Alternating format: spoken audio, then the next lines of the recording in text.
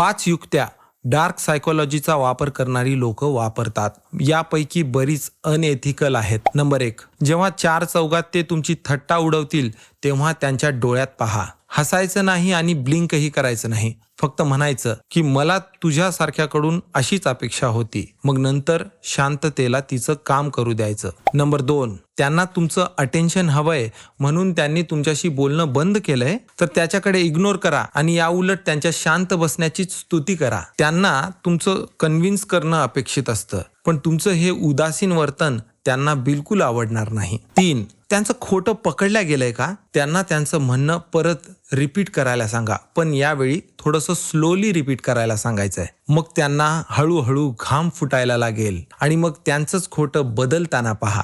Number 4, त्यांनी त्यांचा आवाज चढवलाय का? तुम्ही तुमचा आवाज कमी करा. स्लोली आणि खालच्या स्वरात बोला.